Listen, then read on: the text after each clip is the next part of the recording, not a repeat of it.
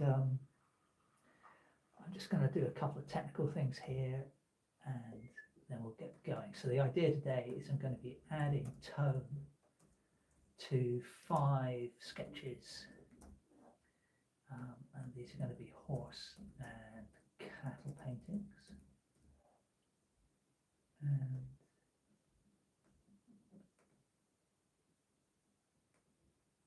save that.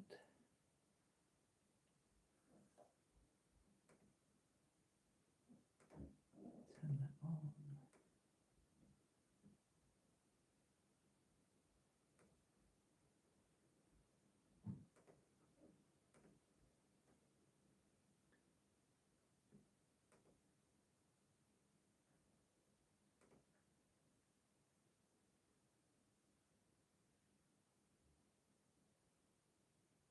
There we go. Okay, so yes, I'm just about to get going here.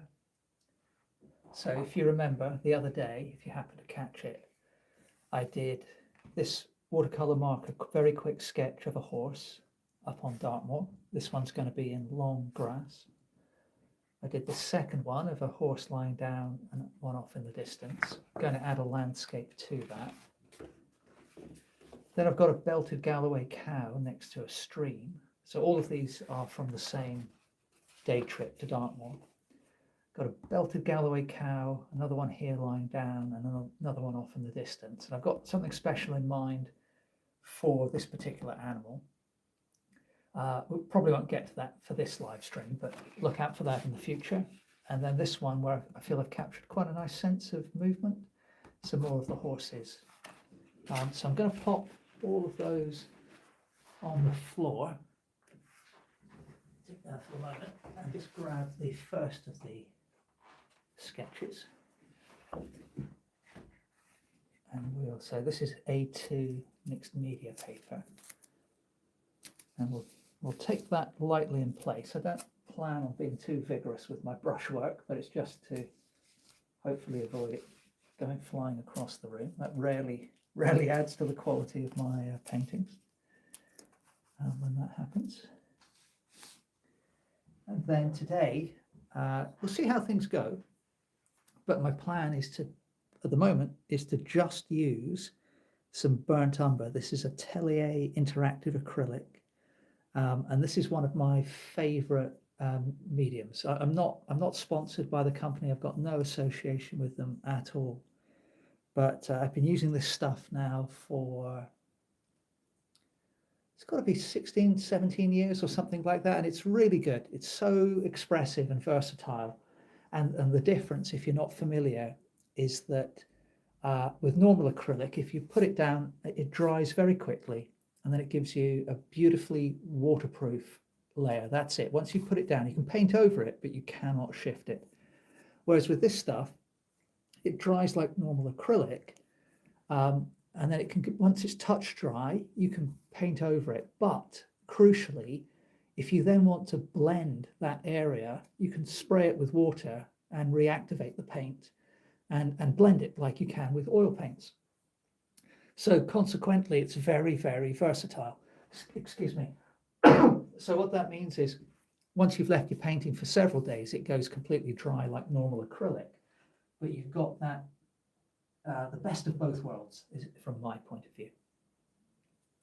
And in terms of brushes, again, I might switch things up as we move along here, but we'll see how we go. But I'm using some synthetic brushes. This one is a, I don't know if you can see that. It's a, what is it? It's a Pro Art Acrylics. So that's a 1/2 inch flat. And then I'm using the same brand again, but this one is a 1 inch. Okay, so, and the flat brushes are surprisingly expressive. They, you know, they let you get into the corners more than you would think, even though they're rectangular. Okay, so let me just get my reference up here, and we'll get cracking. So yeah, this first horse was wandering through very long grass. I think I was saying in the previous stream that think it adds a real sense of wonder and mystery to the animals to see them emerging from long grass or partly hidden. And let's get a bit of paint on anyway, enough chat. So the idea of today's live stream, as I mentioned a moment ago, it's a continuation from yesterday. And this is what I've just started referring to as my parallel painting process. So the idea is I'm going to add tone to this sketch, working it gradually towards a finished painting. And even though I did the drawing yesterday, as I look at my reference again, there are probably going to be aspects that I change as I work on the painting. But the parallel bit is once I've added tone to this one, I will then switch to sketch 2 and do the same thing to that sketch. So the idea is to evolve or move forward each of the sketches, each of the paintings at more or less the same rate. So the line at the back there isn't too bad, but I can use my brush to just adjust things a little bit there. And it goes very dark on the neck here. And thank you very much to those of you who voted on the poll on the channel community tab. It's always interesting to see. So I posted 4 out of the 5 sketches. Hi Junior Level, and hi again Caitlin. Thanks for joining again. Yeah, so for those of you who have just joined, I do try and answer all the comments that I can, but there may be a slight delay between you leaving me a comment on the live chat and me answering. So I'll try and answer as best I can in between brush strokes. Yeah, so as I was saying, I did 5 sketches yesterday, but the YouTube community tab only allowed me to post 4. And then I said to people, well, which one's your favorite? And it's always interesting to see what different people think, whether their favorite coincides with mine. And my hope is this time, as I complete these paintings in parallel, I'll be interested to see if how the favorites change as time goes on, because I imagine it's the same for many people who paint and draw. Sometimes you start out with something which you feel is looking great, and you can kind of lose it, and it doesn't work out as well as you hope. And other times, the ones which perhaps you think aren't going so well, they turn out better than you thought. Oh, hello, Money on Mondays. Thank you very much for joining and for following along.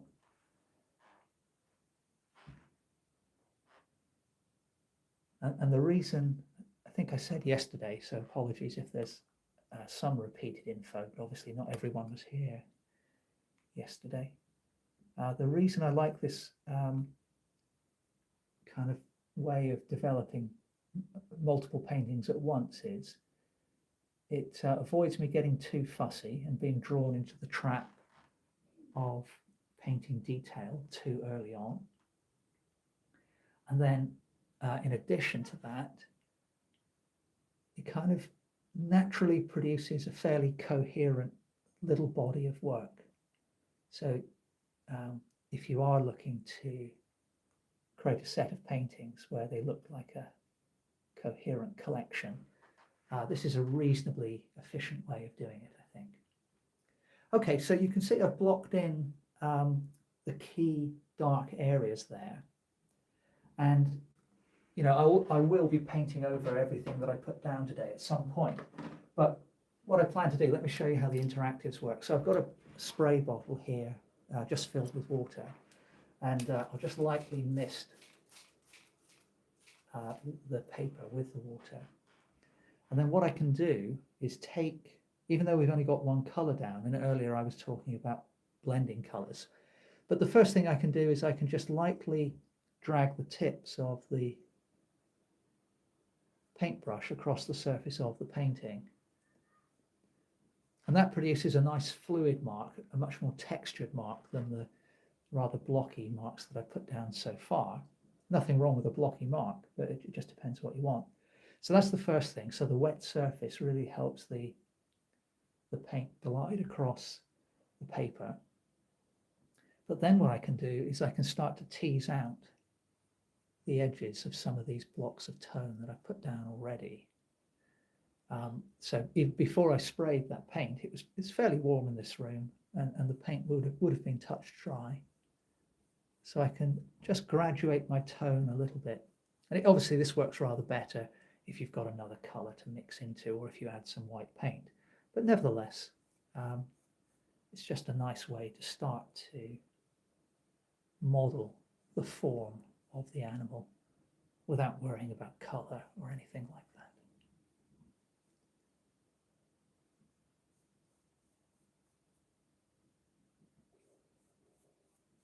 And the idea of this first painting is that most of the, or much of the animal will be hidden behind the long grass. So that's why I'm not painting the legs in full. I'm just sort of hinting at the tops of them. So the background for this one might be almost abstract, mostly textural, and so on. We'll see how it goes. Okay, so for the moment at least, I'm going to leave that one there. And then I just need to remove the tape, pop this painting to one side.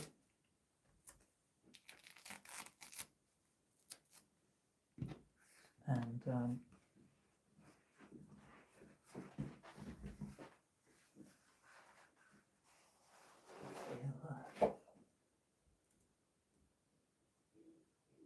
oh yeah, by the way, Caitlin, I meant to say, thanks very much for the follow on Instagram. I really liked looking at your art. Super fantastic style. Love the drawings. So that was really cool to see. So now, yeah, switching over to painting 2.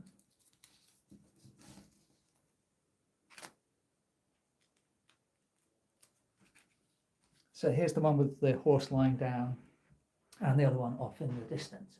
So I just need to, well, first of all, check that I'm still got it on camera. Yeah, so that looks okay. It's my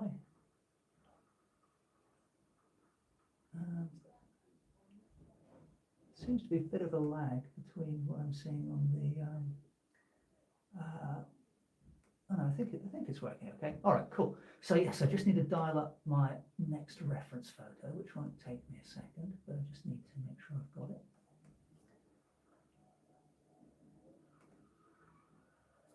Here we go. Cool. So yeah, that's the one.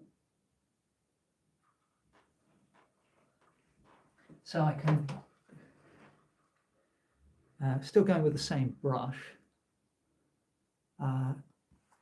Let's now. Well, we'll talk about this chap in a minute, but let's deal with the foreground horse first of all. So I'm going to take the same initial approach. I'm really just treating or trying to treat these animals at the moment as distinct patterns of dark against light, and then at least for this first application of paint. So this little guy here is backlit. So I was up on Dartmoor just last weekend, and obviously we were at the end of September back then, so the sun's a bit lower in the sky than it would be, even just a couple of months earlier. So the light was casting fairly long shadows, and because of that, much of this chap is in darkness.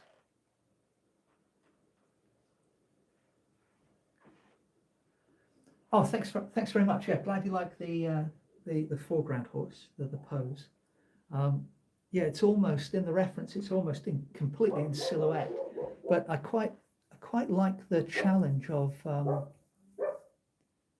that sometimes, because you've got to really look quite hard, I think, or quite carefully for the subtle colours and variation in tone in the shadow. But as I mentioned, I don't need to worry about that too much right now.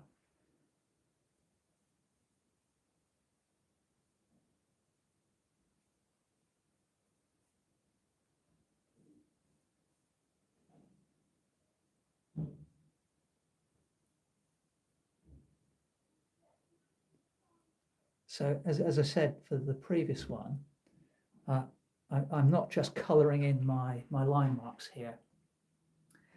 I am sort of looking fairly carefully at my reference and my drawing. And, if the drawing happened to work first time, then fair enough. But I am making corrections here and there where I think it's needed.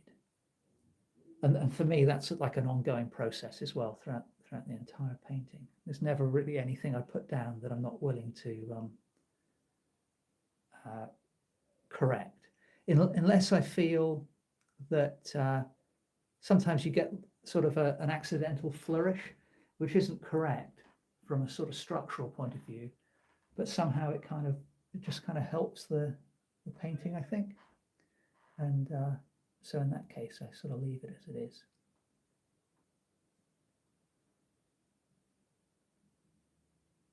So yeah, I think I got those ears in slightly the wrong spot before. How are we doing here? So, oh, hello, Erica. Thanks very much for joining.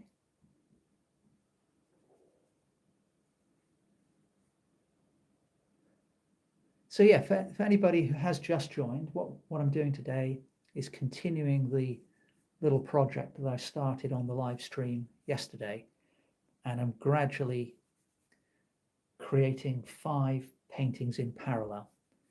Some of the paintings are of horses and some are of cattle. And I just need to, doing a bit of measurement at the moment, because I just want to make sure. So that distance, yeah, it's not too bad. I think that needs to come over there a bit. Perhaps I've lengthened that a little too much. But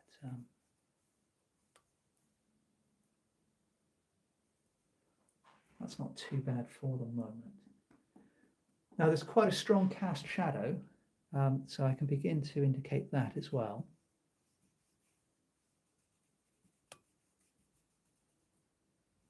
Without getting too fussy about it at this stage. And then I've got the background animal there. Now I'm pondering whether to do anything with that animal just yet, because I kind of feel it's sort of perhaps getting a little bit too fiddly to do that. But perhaps we'll give it a go. I think I can probably make it work with this 1/2-inch brush. We'll see what happens. Okay, so we've got tail going down there, which actually comes almost all the way to the ground. And then there's a little patch of light on the hindquarters, so we'll leave that.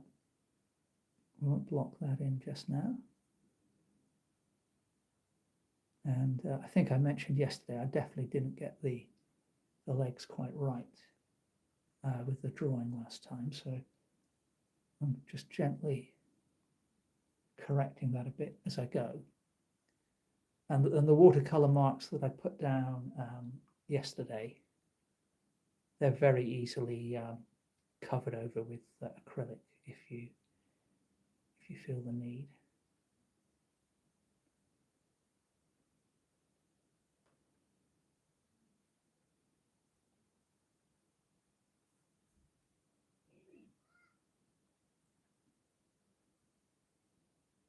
And then the front legs are actually pretty much together, except for at the bottom. So again, you can see I'm not drawing them precisely yet, but I can refine that later in the painting. So the rear end needs to come up there a touch.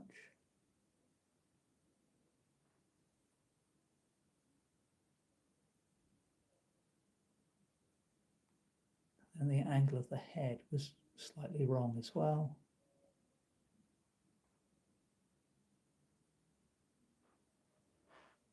And I think for now I'll leave that distant animal as it is, but we'll do the same trick again with the foreground animal. So you see with this animal here, look, I can touch the paint. Well, I gave it a good scrub there, but if I touch the paint there, you can see it is touch dry. But if I just spray the surface of the painting with water, I can just tease that out a little bit and get a slightly lighter tone than I've put down elsewhere. So again, it's just about, for me, it's just about gradually mapping out the painting in a very kind of basic way. And a lot of what I do now, when I start to add color, a lot of it will be covered up, but some of it will show through, possibly. And so, for example, here's another quick trick you can do. You can spray it with water, and then by teasing out, this works a little bit better with a frayed brush. This brush is in, the condition of this brush is a bit too good, but you can see you can almost tease out mane-like wisps of hair if you want to. So that works quite well for fur or hair on animals and things like that. Okay, so we'll leave that one for the moment and pop that one to one side, and just need to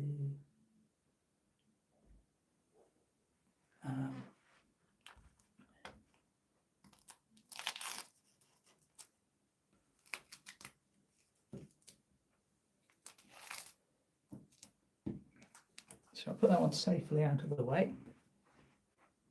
Try and find a spot for it. I'm only in a fairly small room, so so that's one of the disadvantages of the technique. When you're doing multiple paintings at once and they're all a fairly decent size, if you want to lay them out on the floor, you need a bit of space to do it. But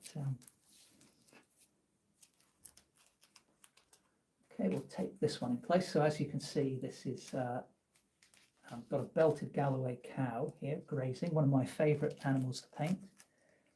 And this is going to be a little stream coming down here. Thanks, Caitlin. Yeah, I think the composition of this one's one of my favourites as well. Maybe I don't know, maybe my second favourite. I'm not quite sure. I mean, this one I think is going to be more of a landscape painting, really, and the animal's going to be more incidental than perhaps some of the others are.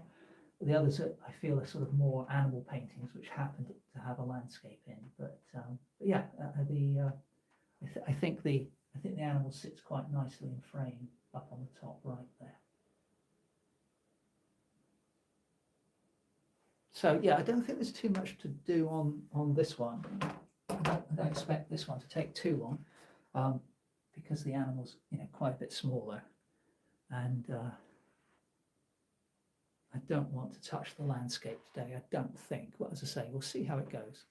But let's continue. So, as mentioned earlier in the stream, this is just burnt umber, Atelier interactive acrylic, which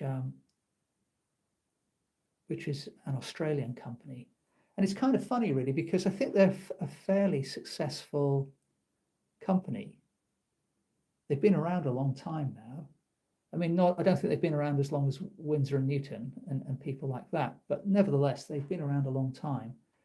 And these interactive acrylics were developed because if you're trying to paint outdoors in Australia, it can be, if you're not going to use oils, the very high temperatures there make it almost impossible to use acrylic, and so that's why these acrylics that you can reactivate, they invented them apparently. But in the UK, at least, you can't buy them on the high street. I know in the UK there aren't that many art shops about anymore, but you can't buy them off the shelf. You've got to order them online. I suppose there are a couple of stockists in the UK, but for whatever reason, they're still not that well known. I was at a plein air painting competition. It was about a year ago now, and I was chatting to one of the judges there, He was a very, very successful and well-known artist, and he wasn't aware of these paints. And most fellow artists that I chat to, they don't seem to know about them, and I think it's a great shame. Like I said, I've got nothing to do with the company, but that's part of the reason I'm always banging on about them on the on the channel, because no one seems to know about them.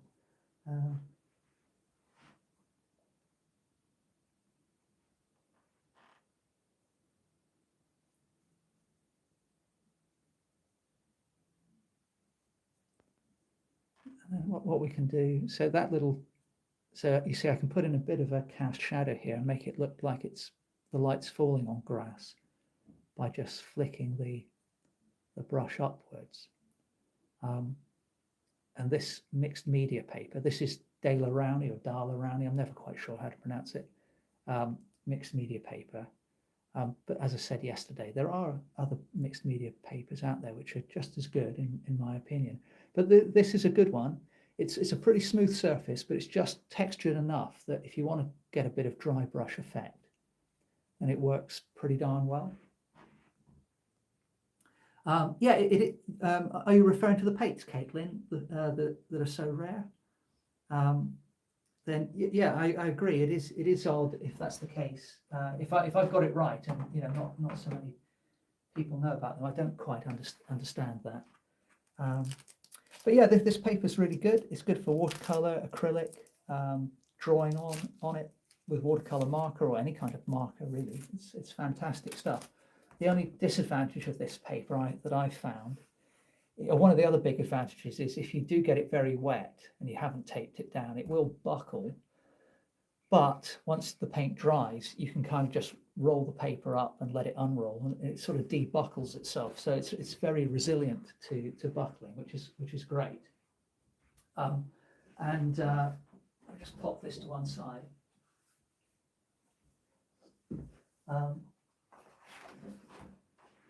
And what was I saying? Oh yeah, the only disadvantage is that if you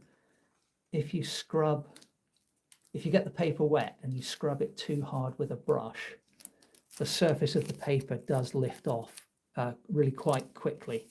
Whereas with a good watercolor paper, I find that's not the case. But this is still, definitely one of my favorite papers to paint with, just because it's so adaptable. Okay, so we're on to the next sketch. And whoops, let me just make sure I don't step on one of those drawings. And I just need to get my reference again for this one. I'll take a second. So, there we go.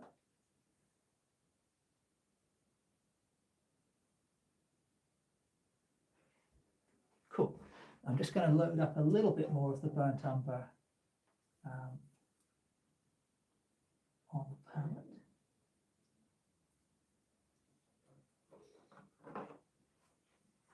So yes, as I mentioned a moment ago, oh, Caitlin, yeah, this is your favourite of the five so far. Yeah, this is one of my favourites as well. I really like compositions where, even without any perspective lines, I kind of can feel the depth, I think. And I also like the fact that the interaction of these two animals, and I think that third one sort of, I don't know, sends you off into the distance.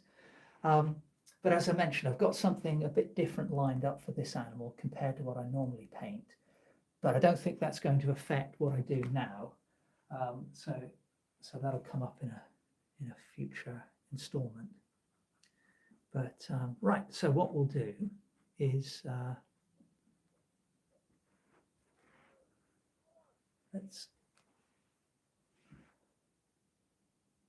start to block in this one.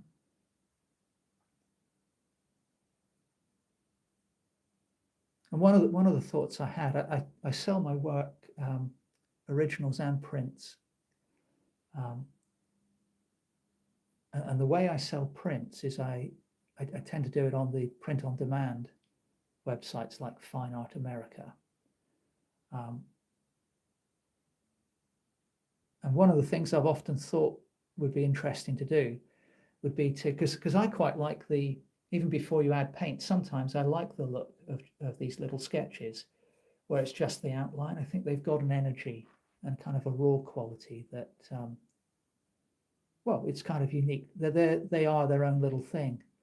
And I sort of think, well, sometimes I think, should I scan in this image as it is before I added the paint and offer that as a print? And then you add the tone, and then you could do the same thing, and you could almost create, 6 different versions of a painting, if you've got the patience and the discipline to scan in everything and upload it. But that would be a really cool thing in a way, because you're kind of multiplying the amount of work you do by about a factor of 6. A very efficient way to build up your catalogue of art. But the downside is you sort of create a lot of work for yourself as well. But you can see I'm using this kind of flick of the brush to give some frayed, hairy edges to the ears. And as mentioned, a lot of that may well get lost in the final painting, but I still enjoy doing it. I think it just helps to establish the character of the piece fairly early on.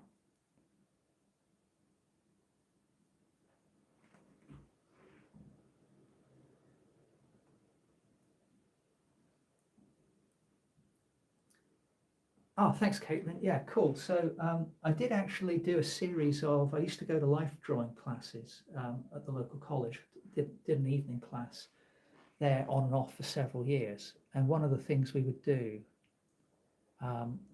is, you just do quite short poses.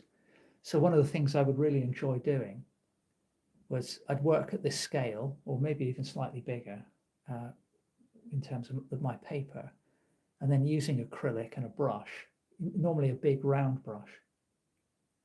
I'd do just a blue outline brush drawing. And then sometimes I would just leave those like that. And they are still some of my favorite works, just trying to capture the energy and the poise of the person, or in this case, the animal. You could do the same thing.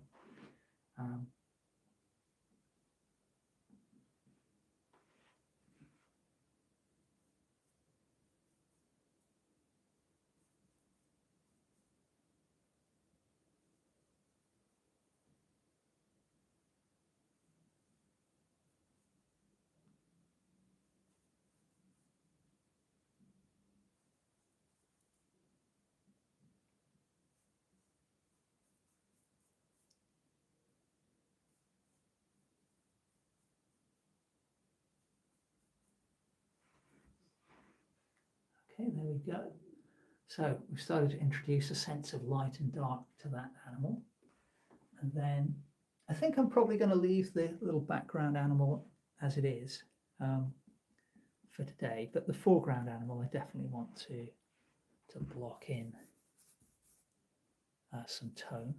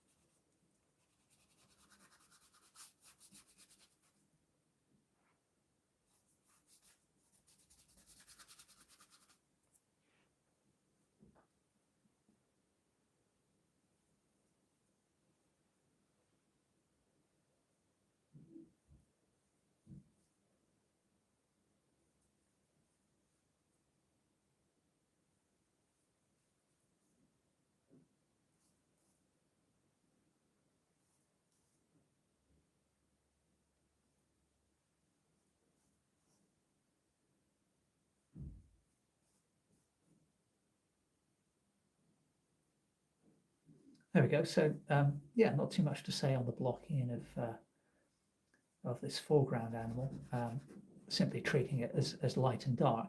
But perhaps the only thing to mention is what I said the other day, and that's um, I often like to make the arrangements of my animals in paintings as if I've just stumbled across them and they haven't sort of posed for me.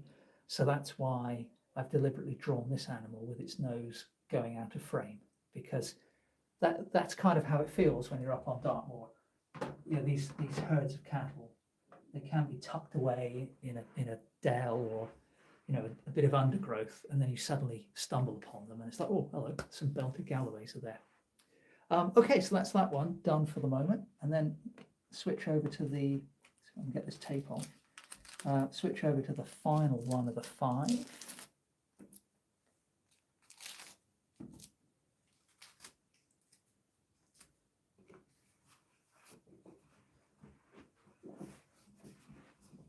So this is the one that I feel it's perhaps not the best designed composition, but I feel it's got the most energy of the 5. I sort of feel, I can feel the movement there.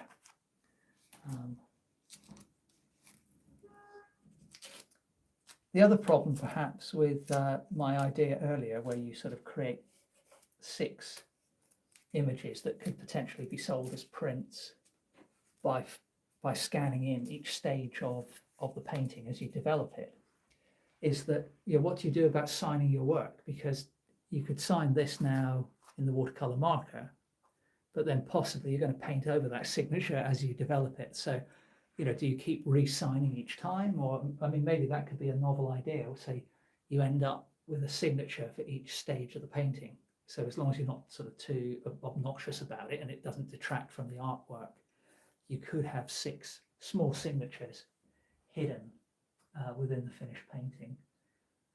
Yeah, that might be quite a novel little idea to explore. Okay, let me just get this next reference photo up.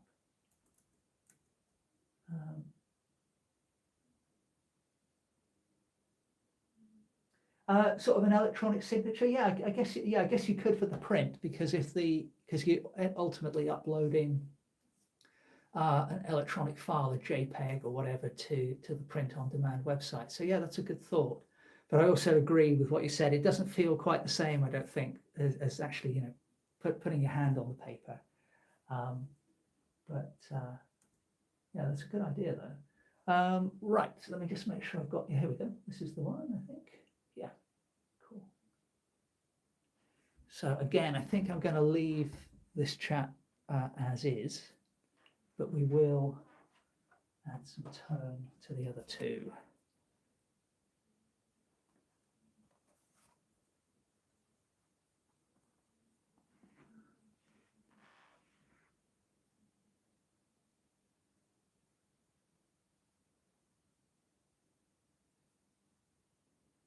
And this one, I think, looking at it now, I think I'm going to be, so for the last one, the last 2 paintings, I think I just pretty much blocked in the burnt umber, and then I didn't add any kind of mid-tone using the water spray technique. But I think for this one, there probably will be a return of the water spray bottle.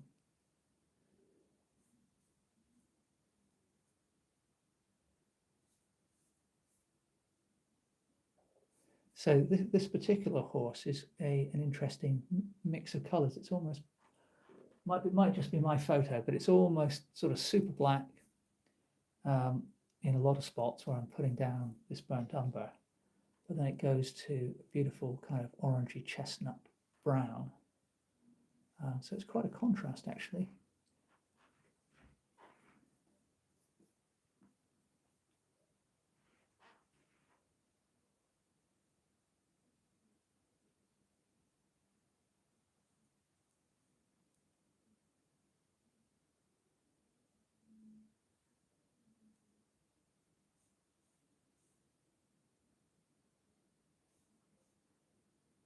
And yeah, the flat brush, I really like drawing with big round brushes, but the flat brush I really love as well, because you can kind of chisel out your marks, which is, perhaps the obvious way to use it, given its shape. But in addition, you've got that kind of, like I'm doing there, you've got almost like a knife edge for drawing straight lines. And if you do need to put a small mark down, it's surprising just how small and precise a mark, with a bit of practice, you can get with the corner of the brush. So it's a really expressive brush, I think. At some point, I've been meaning for years to do a little video on YouTube of how I use different brushes, because quite a few people who are starting out with art, they've asked me, how do you know which brush to use? So I think it might help a couple of people here and there. So you can see, while I've been chatting away, I'm actually making quite substantial corrections to the legs.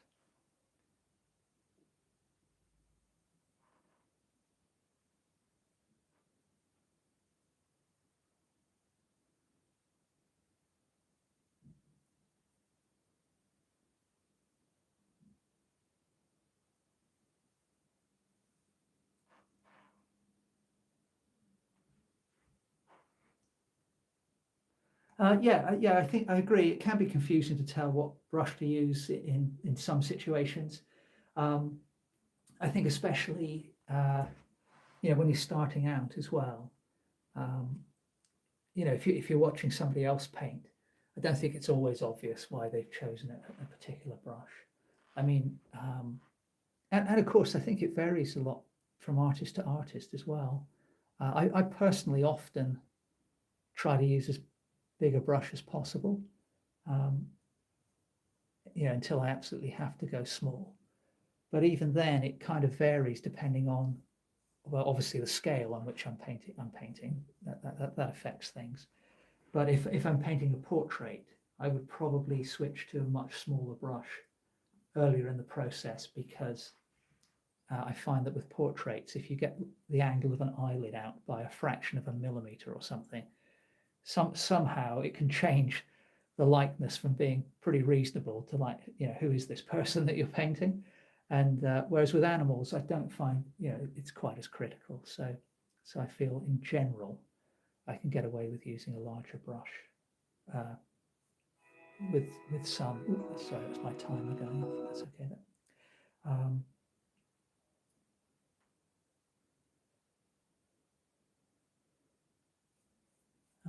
So we've got a couple of bits of shadow here, either side of the tail.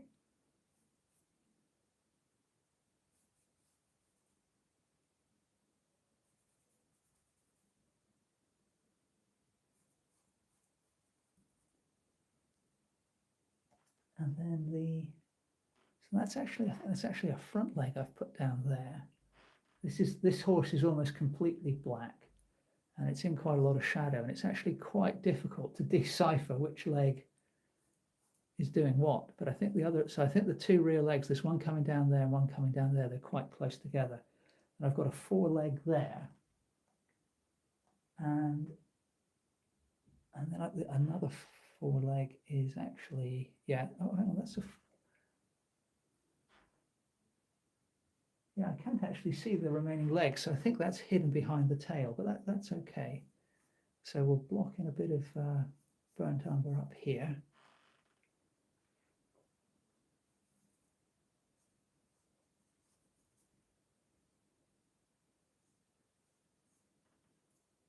And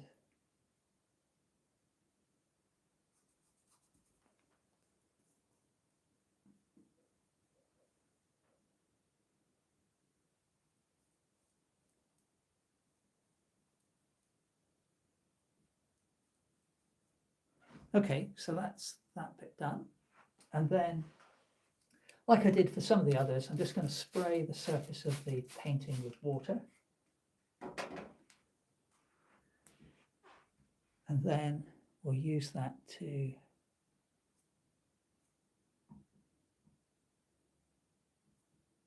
begin to hint at some of the mane, put in a lighter tone elsewhere. Whoops, that one went a bit wayward, but I think that's okay.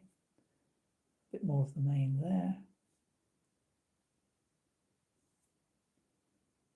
And then, as I mentioned, most of the horse that isn't black is a chestnut brown. So I'm just using this transparent layer of the burnt umber to begin to hint at that. We'll pop in a couple of bits of cast shadow there.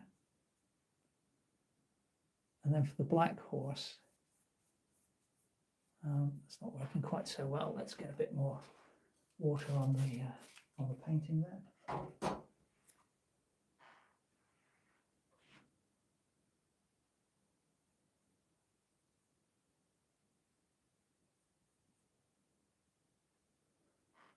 Got that ear there, which I think is in pretty much the right spot. A few wisps of hair. Body needs to come out a little more.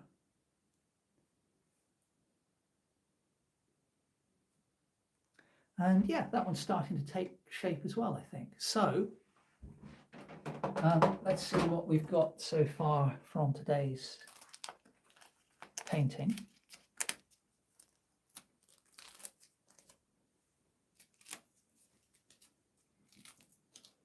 And often the appearance of these things, yeah, they change quite a bit as they dry back as well. But okay, so let me grab the others and we'll just have a quick look at what we've got so far. I'll grab a couple of the others then.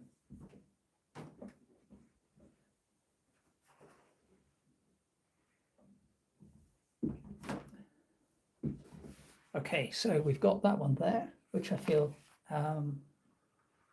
that's looking okay so far in terms of composition. I feel I've managed to keep a little bit of the sense of movement there, even though I've added some tone. Then we've got this one, which I think will come to life more once I've added in the long grass in the background, because that one, the animal's standing, kind of in a statuesque way, not moving, but sort of just a part of the environment.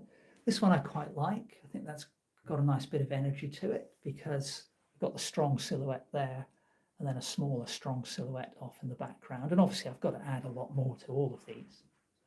Then we've got the one with the stream,